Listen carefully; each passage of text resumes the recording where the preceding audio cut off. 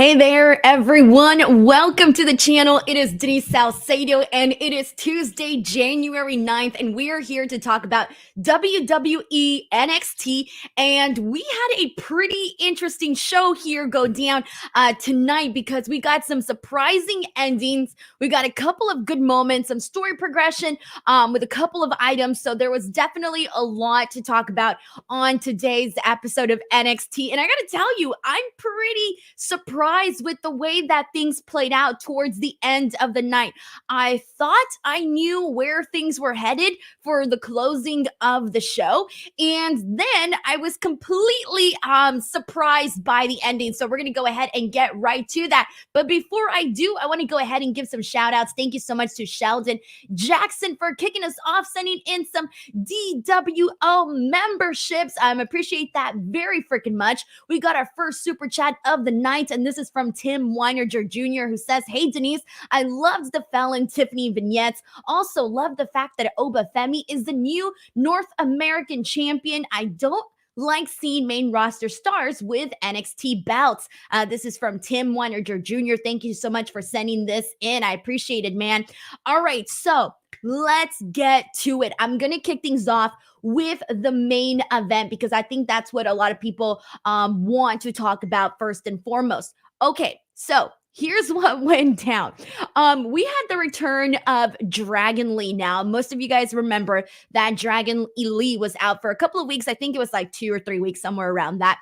He had been out due to visa issues, and he had literally just won the NXT North American Championship. He had 2 open challenges, immediately winning after he won the NXT North American Championship, but he was never supposed to be NXT North American Champion because if you all remember, he filled in for Wes Lee. Wes Lee was supposed to be NXT North American Champion. So I think that for the most part, most of us kind of knew that Dragon Lee, who is a main roster talent now, was probably not going to be holding the NXT North American Championship for very long. Of course, his open challenge matches were great, so it was sort of the bright side of, unfortunately, Wes Lee being injured. I guess you can say, if there's a bright side, the only bright side in this was that we got to see some pretty cool Dragon Lee matches. But regardless, we weren't expecting Dragon Lee to hold the championship for that long. And so he ends up being challenged backstage by Lexis King. Lexis King quickly confronts him and says, "Hey, you're back. Are you still doing the open challenges?" Dragon Lee says yes, and they sign a little contract. The match is made, and it's the main event of the night. And I'm thinking, all right, this is it.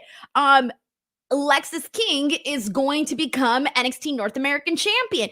And I'm not kidding you guys. I thought that it was so going to happen that I was even starting to make my thumbnail for it. I was already starting to change the title because I legitimately thought that Lexis King was going to win, and then he didn't. By the way, this was a fun little match. The main event was pretty cool. It was fine. But the ending, I literally wrote it down. When Dragon Lee won, I thought, man, this kind of fell a little flat. I was expecting either a phenomenal defense and seeing Dragon Lee capitalize in this big moment and have it feel like a big deal. And that didn't happen. Then I'm thinking, okay, well then Lexis King should have probably won and would have felt pretty exciting. And then that didn't happen either. And so the whole time I'm thinking, man, this really fell flat.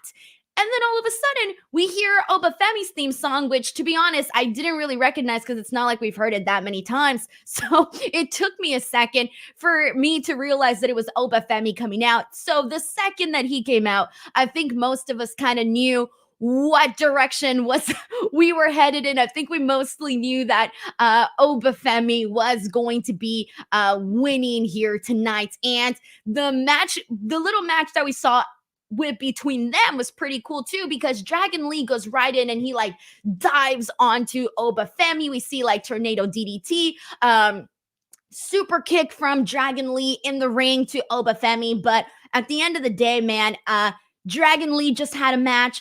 Oba Femi completely overpowered him, power bombs him in the ring, and pins him 1, 2, 3, and is your brand new NXT North American champion. Now, here's the thing. There's a lot to touch on this. I'm going to start off with Oba Femi. So Oba Femi, for those of you who do not know, he is he won the NXT breakout tournament. That's how he was able to get that contract and cash it in on Dragon Lee. And for the most part, the thing that's really intriguing about Oba Femi is one, his size. The dude is a big, meaty, damn dude, okay? And then on top of that, he did pretty good in the breakout tournament. He was definitely a fan favorite from the very beginning, and he just continued to show that he was good throughout the entire tournament. And the thing that I think people like about him, and because it's the thing that I like about him, is that he's a big dude that doesn't move like a stiff. Like, this guy actually is enjoyable to watch. Like, he's got so much intensity. He hits all of these power moves. It's very fun to watch him kind of like explode in the ring. So seeing him become NXT North American champion, oh my God, I just realized something. I'm so stupid. I literally just realized that when he won the contract, I literally said here on the post show that day, the day that he won the breakout tournament, I literally said, oh, I totally see him becoming NXT North American champion. I just remembered that I said that day. And I remember saying it because we have not seen a big meaty man. We literally had this conversation. We have not seen a big meaty man be NXT North American champion in the longest time. We were talking about Bronson Reed. Everybody was bringing up, past champions. And so, damn, I'm actually pretty stoked now because I had wanted him to become NXT North American champion, but I just didn't think it was going to happen tonight. A week later, I thought it was going to be Lexis King, and then from there, he would probably eventually cash in on Lexis King. I thought that was the direction that we were headed in, but no. We ended up speed passing through things. But anyways, I thought it would made for a very entertaining to the end of the show. I'm excited to see what this version of an NXT North American champion is going to look like. Because for the most part, we've had a lot of like high flying guys, Wesley, Dragon Lee, all of the Lees. Like, we haven't had a big meaty dude, although we did once have a big meaty dude, Keith Lee. Okay, there, I'm dead. I'm just going to go off on a tangent. But anyways, point is Oba Femi is your new NXT North American champion. And I think this is going to be really cool to really make him and catapult him into a star, because the dude, he's got the package. He's cooking. Excited to see what he's going to bring to the table. Now, here's the other thing, though, that got me thinking, and this is in regards to Lexis King. When it comes to Lexis King, though, what the hell is going on, guys? And I'm curious. I want to get your guys' thoughts in the comments here, because is it just me, or has his momentum on NXT completely, like, I feel like, I'm not going to say they've hit the brakes on his momentum, but I definitely feel like they saw the yellow light and they have slowed down, because Lexis King came in pretty hot coming into NXT. He's got this buzz, former AEW guy, going to WWE. He's doing all of these really great promos where he's talking about his father, talking about how he didn't have the same relationship with his father that his fans had with him, that people in the industry had with him. And it was really deep stuff, and people were really into the character. Lexis King was trending on Twitter. I mean, he had some buzz coming into NXT, and I thought that they were going to have him come in and kind of like skyrocket him into the main event scene of NXT. And I sort of feel like I've been waiting and waiting and waiting, and it just never really happened. And so I'm not saying they've hit the brakes on him at all, but they have sort of slowed down in regards to what we're seeing with Lexis King. Now, I don't know if I'm the only one here in regards to that, but I'm wondering, like, we need to start getting cooking with Lexis King, guys. Like, he needs to be in either a really hot storyline, needs to have some really great standout matches. We need to see something going here, because I just feel like he came in with so much buzz, and you want to obviously ride that wave of momentum. Here we go. Zeno Hour says Lexis King is fine. He just main evented for the first time tonight. Pierre says they slowed him down a little. Maybe they want to save him. And here's the thing, like, I don't know. I do feel like I just thought things were going to be a little bit different for him especially with his start here in NXT. But we got a couple of super chats to get into, so let's get to them. We got Jay Stone here who says, after the ranch hand stuff, I can see Tiffany developing a relationship with Fallon Henley and becoming at least a tweener. So that's the thing. I think a lot of people kind of want this because you're not the first person that has brought this up on social media, on the chats. Everybody wants to see this odd couple pairing between Tiffany Stratton and Fallon Henley. And I don't blame anybody because those odd couple pairings are always really fun. But the way that things ended here today, I'm not so sure it's happening soon. If it happens, it's going to be a little bit later because Tiffany Stratton did not have a good day. Darth Stevens says, I officially want a Fallon Tiffany TV series. That was gold. If this was the end of that, I'm bummed. I hope not. I think that, here's the thing. I think that the people making decisions at NXT are fully aware of what people are saying on the internet about the product, about the storylines. And it literally, like, if anything NXT related, or you just click on Tiffany Stratton or Fallon Henley's name on Twitter or whatever, you will automatically see that people want this. People want to see more of this. And I'm not even lying to you guys, but the second that Tiffany Stratton lost that match and we knew that she was going to be the ranch hand, the entire week, I was looking forward to NXT just to see this. Just to see this. So I feel like people at NXT are probably aware that they've got something here with this whole storyline. Lab Glass, thank you so much for becoming a brand new member of the DWO. Also, shout out to Nestor Pilenos for also becoming a member. Ebony Prince, thank you so much for the super sticker and for being so active on Twitter. I always see you tagging me and stuff, and I appreciate that. We got Mr. Twilly here who says, Lexus King lost a match and thanked Carmelo for the rub. He's just supposed to be a goober. That will do anything for clout. I guess that is definitely true. I mean, he was trying to... He made it seem like he was part of this whole Carmelo Hayes, Trick Williams storyline, and he ended up getting himself a match, so it worked. And then he attacked Trey Bearhill, took him out of the tournament, got himself involved in that, and so yeah, he sort of gets himself in these positions. But thank you so much for that super chat. We got Corey David, who says, I need Oba Femi to pull a Keith Lee double champ goat. I don't know if we're ever going to have, or at least right now, have a double champ. See, here's the thing, though. I don't really want that. Because I like having separate champions. I love to see other people get, put over and do their thing. So for that reason, I get what you're saying because it looks pretty damn cool to have a double champ. But at the same time, I think we're good right now because I love what Ilya's, gonna be doing soon, hopefully, once they get him active, once they have him doing things. And I think Oba Femi's gonna be fine on his own with just the one bout. But anyways, we'll see if we ever get a double champ in the future. Corey David, thank you so much for that super chat here. So anyways, that stuff with the main event. Exciting to see Oba Femi as NXT North American champion. But I'm going to get into the topic that I think a lot of people also want to talk about since we've already had so many super chats about it. It is Tiffany Stratton and Fallon Henley. So they finally did it. They finally did the simple life thing, her being a ranch hand. And I was just saying how this is something that people have been looking forward to. If you watch NXT, chances are you're a fan of Tiffany Stratton because even though she's a heel and even though she's this like bougie daddy's girl, I'm going to go shop at Rodeo Drive and spend all the money in the world. She's fun to root for in the way, not root for her in a way where she's a baby face, but like root for her like you just want to see her be a total snob on TV because it's kind of fun to watch that.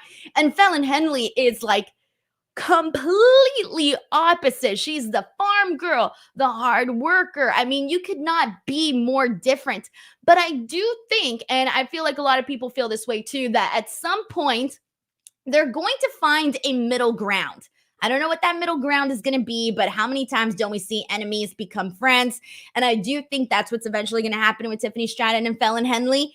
I think we want to see it too. We definitely want to see it. So with this, I think that the parts that were really good, well, one, I was happy that they kept it going throughout the entire show. Like we got once, I think we ended up getting like 3 segments of this throughout the entire show.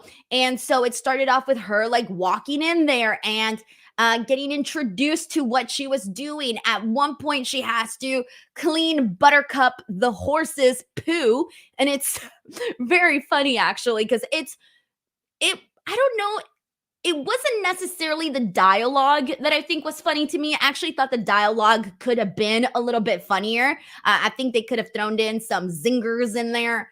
But to me, the funny parts were more so the facial expressions of Tiffany Stratton. I think it was just like watching her having to like make all of these faces, and her hair is in between the horses and it's all staticky and she's totally grossed out and the horse is looking at her and it's weird. And it was more so that I think I enjoyed. I do wish that they got a little bit more brave with the dialogue. I think the dialogue could have been a little bit better just so that we could be here like laughing about some of the funny lines. But there were only, I think it was more so the funniest part was in the beginning where she's like, I don't speak ranch. And by the way, thank you, Tiffany, because I also don't speak ranch. Thank you very much. I felt like I was being represented on television today. So thank you very much, Tiffany Stratton. But I thought that was the funniest part where she said she didn't speak ranch and she didn't know what muck meant. And apparently muck means to clean. Thank you, Fallon Henley. I learned something new today. I think they should have done more of that because that was pretty damn funny. But anyway, so this closes out though. Fallon Henley finishes her job. She does everything she was asked to do, no matter how painful it was and how degrading and her dignity just went down the drain. She still did it. And so she starts like talking all of this smack to Fallon and starts telling her about how she pities her life. This part was great. Her going off and telling her how horrible her life is and how much more thankful she is for her own life was phenomenal, because at first you're thinking, oh, she's getting the upper hand once again, and that wasn't supposed to be the point of this. The point of this was so that she could be totally and completely distraught. Well, my friends, poor Tiffany Stratton ended up stepping in horseshit, literally stepping in it, beautiful, shiny shoes, went right into it, and then afterwards she like fell into a tub of water and she's there screaming and crying, and that was the end of it. Now, I hope they do more of this. I don't know how, but they need to do more of this. I'm not done yet with Tiffany and Fallon Henley. So that's where I'm at with all of this. All of this. All good stuff. No, by the way, she did not milk a cow for everybody here in the chat asking. I wanted them to do something like that. I thought that would have been really funny, but I don't know. Maybe they didn't have a cow.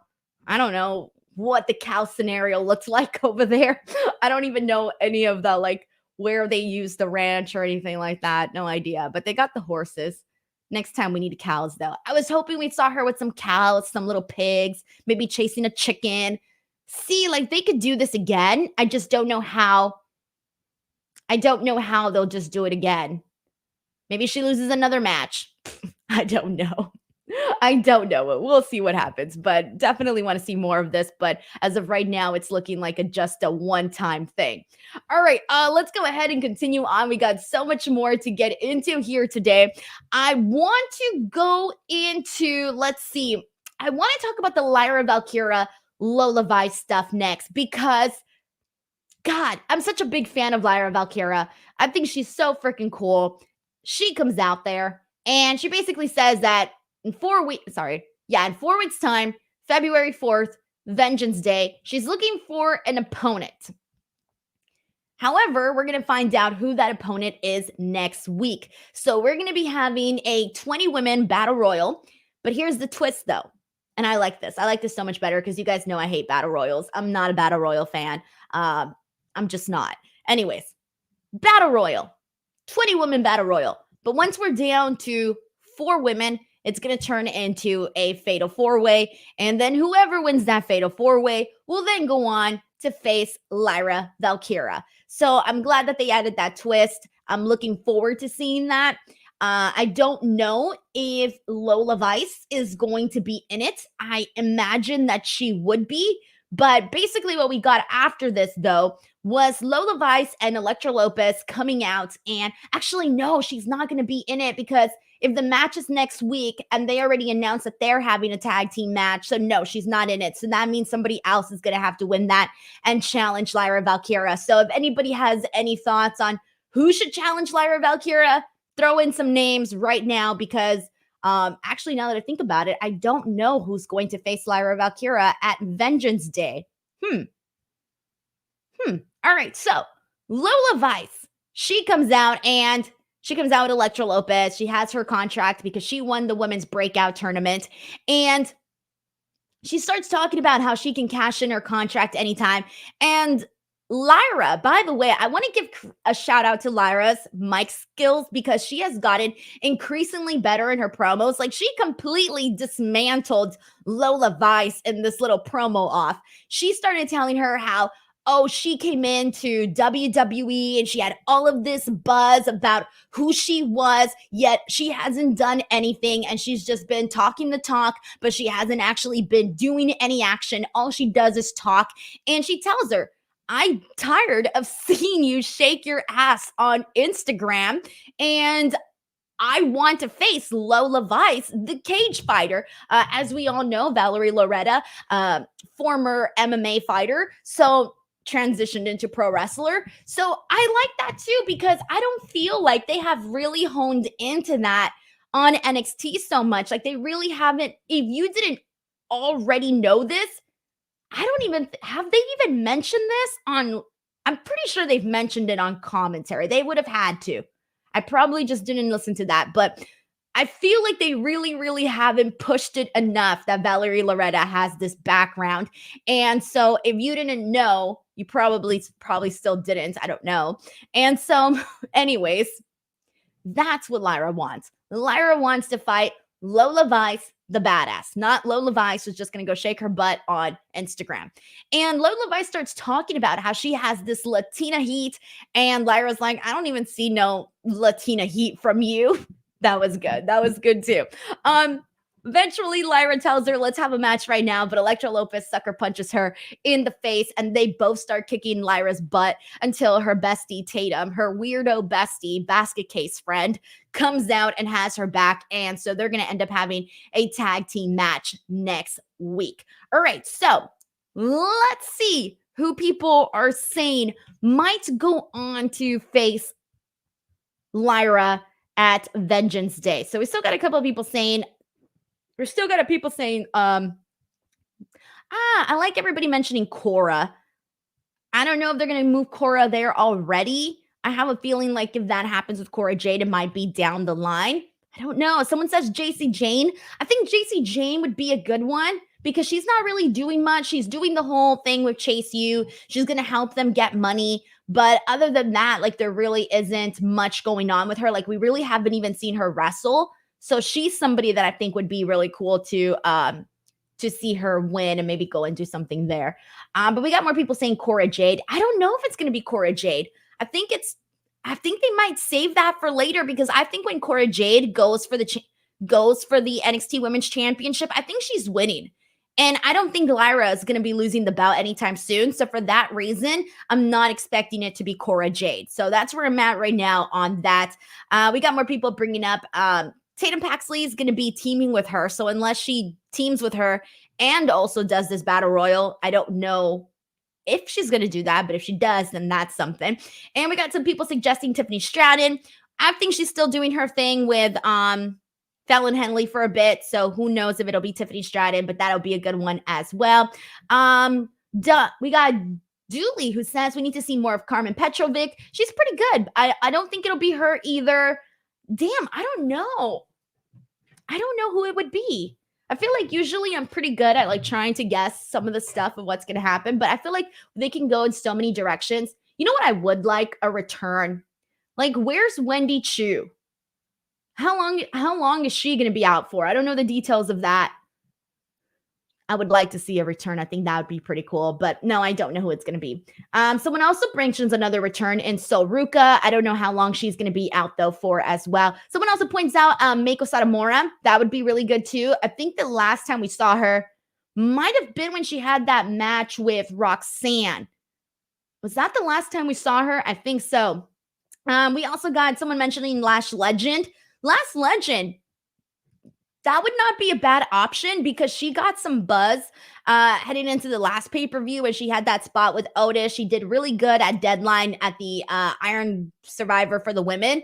So she would not be a bad one to put into that match with Lyra Valkyria. They can have a pretty fun match, and I think for the most part, like, she'll be fine taking that loss to Lyra. So who the hell knows? Oh, man.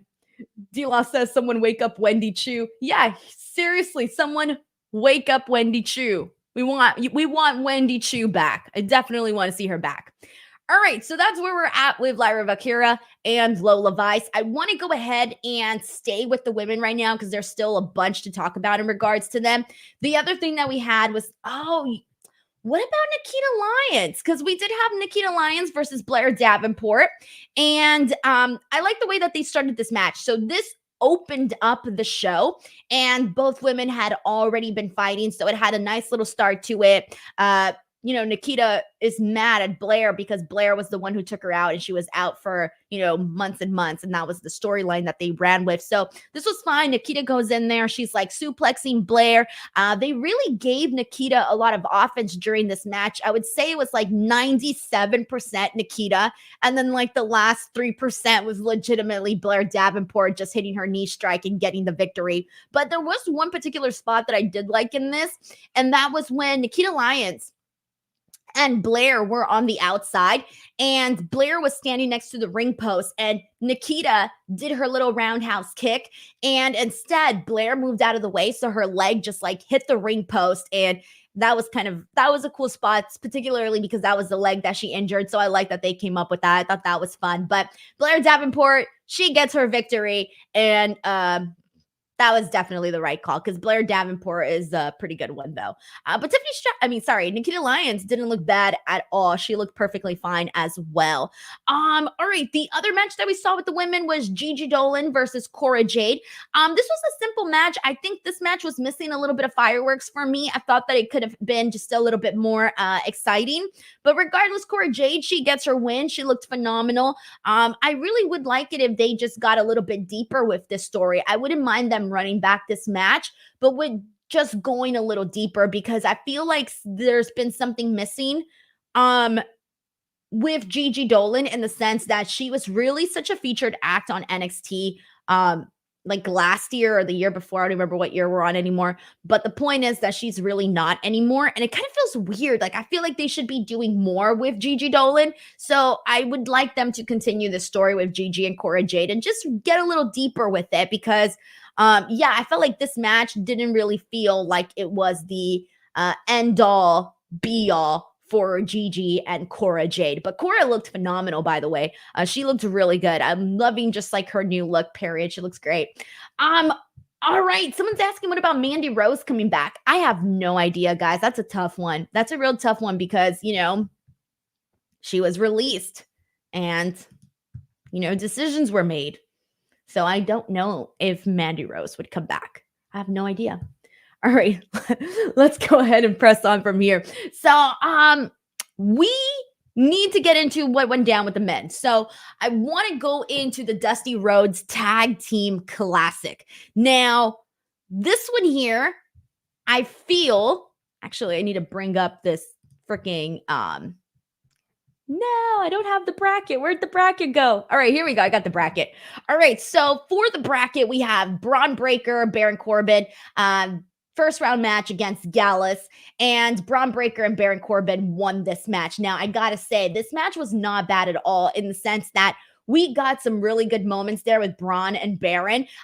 Two of which were actually my favorite were from Braun Breaker because Braun Breaker did a suplex on both guys. So it looked pretty freaking intense, man. Like, I don't know how he did it, but he did it. And then I did like the spear from Braun Breaker to Wolfgang. I thought that was kind of funny because Wolfgang is like such a big dude. So like when Braun Breaker ran into him, it was like it was literally like spearing this big giant teddy bear. And that's what it looks like. So I really did like this, but Baron Corbin and Braun Breaker, they advance in the tournament. The other first round match that we had was Hank Walker and Tank Ledger versus Axiom and Nathan Frazier. Now, here's the thing. I was kind of bummed when I saw that both of these teams were going up against each other because you guys know, I freaking like Hank and Tank. Hank and Tank, man, I'm freaking rooting for them. I feel like we need to see more of Hank and Tank. Like, push this team. I like their chemistry with one another. I just really like this team. So I want to see Hank and Tank move forward. But damn, who the hell roots against Axiom and Nathan Frazier? Axiom and Nathan Frazier are funny. They're talented. They had great matches against each other. Now they're having good matches with each other. There's no way that these two guys can't move forward. They end up moving forward in this tournament, but I was bummed because I wanted both of these teams to move forward. But anyways, so Axiom and Nathan Frazier, they get the win in this match. And both of these teams, man, they're polar freaking opposite. They're polar opposite teams, but made for a fun little matchup here with Nathan Frazier and Axiom moving forward. So we are now going to be seeing Braun Breaker and Baron Corbin versus Axiom and Nathan Frazier in the second round. But that's probably going to be in a few weeks because over on the right side of the bracket, we got Chase U versus the LWO. And I'm sorry, I need to see LWO win this. I'm sorry, Chase U, but like, no, the LWO is just a way better tag team. And they're so exciting to watch. No, I need to go with the LWO here. They need to win this. And then we also have Carmelo Hayes and Trick Williams versus Idris Enofi and Malik Blade. So here's the deal that's going on with these guys. So first of all, Malik and Idris are a good tag team. For those of you who do not know, they're a really good tag team. They just don't seem to do very much with them. But when they're in the ring, they're very, very entertaining. Okay, they're losing this. They're clearly losing this because I do think that Carmelo Hayes and Trick Williams are going all the way to the finals. Now, for those of you who did not watch NXT today, you're like, what the hell? Carmelo Hayes and Trick Williams? I thought they were like almost not going to be friends anymore. So what happened here is that Trick Williams is still doesn't know when he's having this match against Ilya Dragunov. Ilya Dragunov is still written out, which kind of sucks, right? Well, Trick Williams was convinced by Carmelo Hayes to team up together and enter into the Dusty Rhodes Tag Team Classic. So the reason that Carmelo Hayes wants to do this is he's like, oh, that way you could be 2 titles Trick. And he just seems a lot peppier than normal. And we've been talking about all of the red flags from Carmelo Hayes. So this feels like he has a trick up his sleeve. There is no way if they win this, I don't know, man. Something's happening. I think something's happening all the way at the finals. I don't know. There needs to be an implosion. I don't know when the hell the implosion is going to happen at this point. I thought it was going to happen a couple weeks ago. It didn't happen. I don't know when this implosion will happen, but I'm thinking it's probably going to be Braun Breaker, Baron Corbin versus Carmelo Hayes and Trick Williams in the finals. So that's where I'm at. Brenda Boxer says, you don't want more Duke and Andre? No, honestly, and I know you guys already know this, all right? The chat already knows this. I was not really a Chase U kind of gal, all right? I really wasn't. But now with this storyline about the money and being broke, they've lost me. They've lost me on this one. I'm not into this storyline, guys. I was in the beginning. I'm like, all right, let's go. Let's see what we're doing here. They lost me on this one. This is the one storyline where I just can't get invested. The only part that I'm invested in is Thea Hale crushing on this guy. I'm curious to see what JC Jane's plan is because she's got a plan to get the money back. But that's it. That's it. I'm ready to see something new and exciting or have them like finish out this storyline with the whole Chase U being broke, I don't know. I just feel like there's not much going on there right now. It feels like they're saving this act that they've really liked for such a long time, but it's not going anywhere. They're not moving anywhere. They're not even moving in a lateral direction. I feel like they've actually taken a couple steps back. So for that reason, I'm kind of out on the whole Chase U broke university storyline. This one isn't for me. That one's not for me, guys. And I'm sorry. I was never a Chase U fan. I know this. The Pep Jr. says, I'm surprised NXT was on since there was a tornado in Orlando this evening. Oh, I saw that on Twitter, actually. I did see something about that, but I didn't know like when or where or what was going on. Thank you so much to the Pep Jr. for sending in this super chat, by the way. I appreciate that, man. All right, so let's go ahead and get into and see what else we need to talk about in regards to this show. We also had a match between Tony D'Angelo and Stax defending their NXT tag team titles against OTM. Both teams looked really good. My favorite thing about this was like Tony D'Angelo literally launching Stax onto the other side of over the ropes to the guys on the outside. That was a really good bit right there too. But both teams looked really great. The family retains. Digging what they're doing with their new oh shit, I forgot the girl's name. Someone can remind me here in the chat, but they're doing a whole bit where now they got like a I don't know if she's not like I don't know if she's the boss, but she's making moves though. She's definitely making moves. I like that though. I think that the family needed something additional to add to their act. And I didn't think this match was bad. I know that sometimes with Tony D and Stax, you need a little bit more of the bells and whistles, but for the most part, I thought that they had a pretty good little matchup today. Thank you so much to YT. It's Adrian Rizzo. Thank you so much. Rizzo.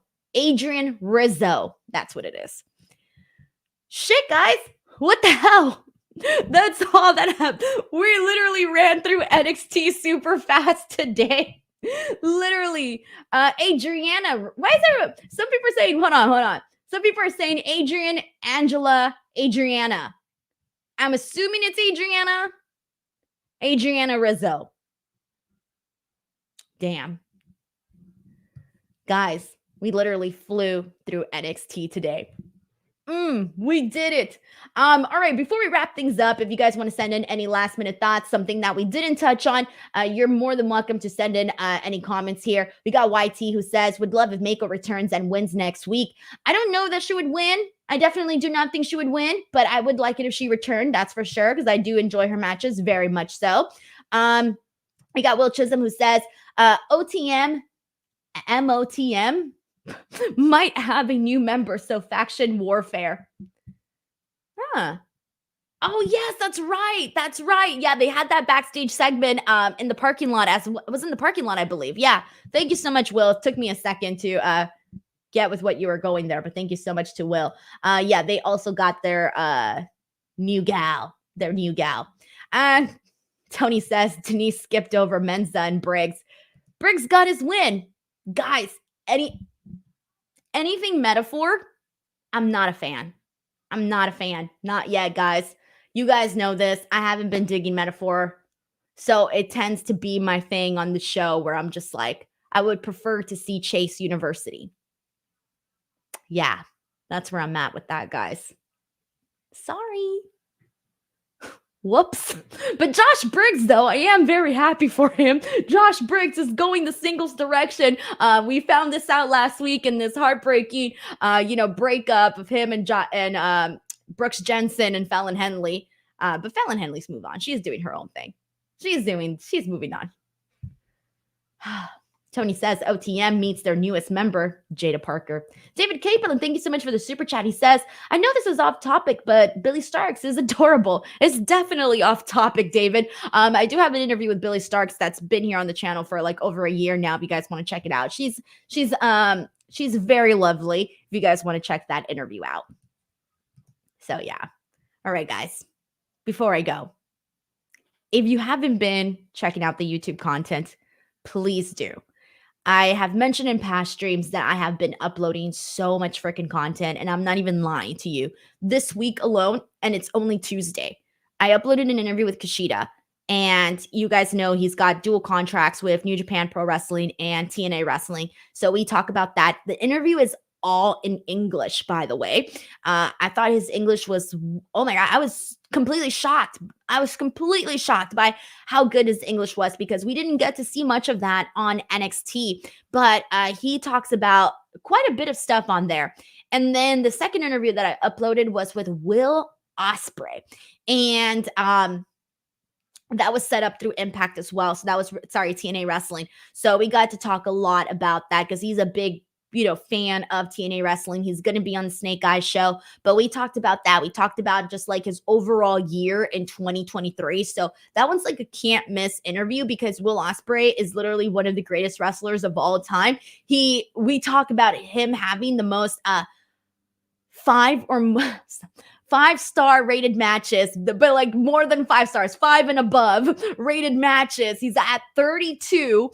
So we talk about that, and it's just a very fun interview with him. I think that you'll kind of get to know his personality a little bit more. Like, this guy is going to be AEW World Champion at some point this year, guys. At some point this year, that is happening. So check out that interview now. And then the third one that I uploaded was with Rey Fenix. So yesterday, he was a spokesperson for Marvel's Echo, which is supposed to be coming out tonight on Hulu and Disney, I believe. And he was chosen as a spokesperson for this. So basically what they had him do was do this press event where he taught media members and fans how to wrestle. I was a chicken. I didn't do any of it, but I recorded it. But we got to do a quick little interview where he gives me an update on his injury. He talks about AEW using more luchadors, and he also talks about his best of 7 series between the Death Triangle and the Elite. So it's a very good little 10-minute interview that we did there. And that one is also all in English. Now, I had interviewed Rey Fenix a couple of times before, and all of our interviews were in Spanish because I did not know how good his English was. I was like, holy shit, dude, what the hell? He was phenomenal. And I've been seeing a lot of comments of people saying the exact same thing, saying that they didn't even know like that was like how good his English was. So you can also check that one out. And then I have one more interview dropping tomorrow, and I'll probably be shooting a video after this. So there's a lot of content dropping on the channel, guys. This is the year that I hit 200K. I don't know how. I told you guys, I don't know how I'm going to do it, but I'm going to freaking do it. I don't know how though. But that's about it for today, guys. Thank you so much for tuning in, and I will be back tomorrow with Righteous Reg to chat about AEW Dynamite. There's a lot going on that show tomorrow. Alrighty, everyone. I'll catch you on Wednesday, then Friday for Smackdown, and then Saturday for Impact Wrestling Hard to Kill. Thank you, everyone. Have a great day.